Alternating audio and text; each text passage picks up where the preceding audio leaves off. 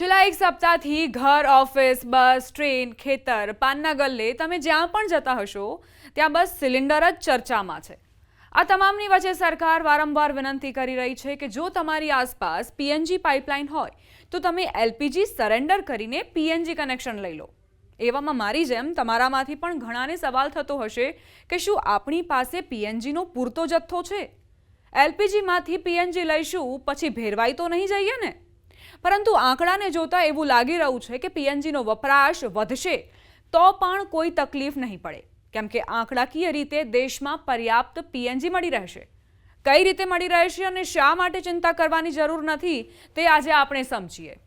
LPG બનાવવા માટે propane, butane જેવા ગેસ જોઈએ છે અને રિફાઇનરીમાં પ્રોસેસ દરમિયાન તે બને છે, જ્યારે પીએનજી એ માત્ર મિથેનથી બને છે, જેને એલએનજીમાંથી સરળતાથી બનાવી શકાય છે, કારણ કે એલએનજી એ કુદરતી ગેસ છે.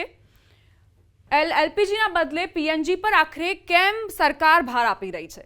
આ બે અલગ અલગ કોષ્ટક તમે જોઈ રહ્યા છો, જે તમારી માટે પૂરતા છે એ સમજવા માટે કે આખરે એલપીજીના બદલે પીએનજી એક શ્રેષ્ઠ વિકલ્પ કેમ છે.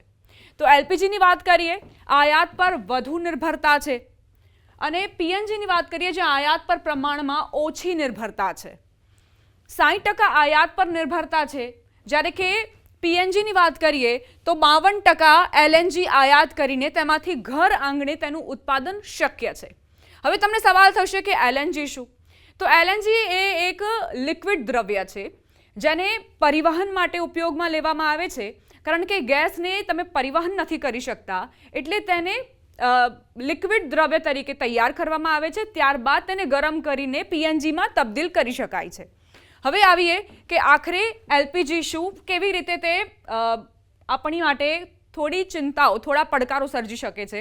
60% આયાત પર નિર્ભરતા, આયાતને 90% હોર્મુઝના માર્ગેથી જ લાવવામાં આવે છે, અને સામે પીએનજી માટે વાત કરીએ તો આયાતનો 60% હોર્મુઝના માર્ગે આવે છે, એટલે પ્રમાણમાં એલપીજી કરતાં પીએનજીનો જે ભાગ છે તે ઓછો છે.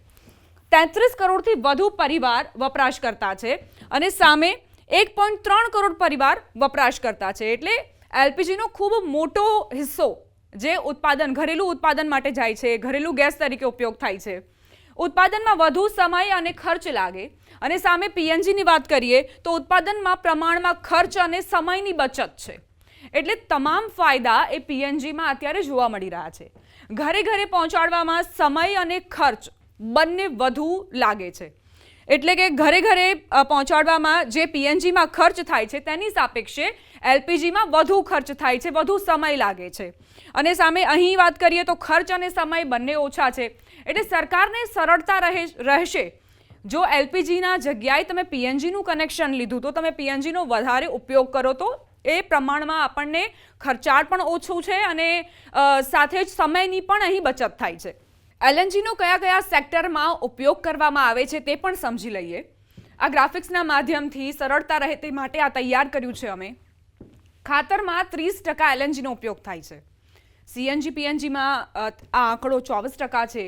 વીજળીમાં 10% છે, જ્યારે કે રિફાઇનરીની વાત કરીએ તો 10%, અને અન્ય સેક્ટર્સમાં 26% એલએનજીનો ઉપયોગ થાય છે. હવે ખાતરની વાત કરીએ તો સરકારે કહ્યું છે કે ખરીફ સિઝન માટે અમારી પાસે બફર સ્ટોક છે ખાતરનો.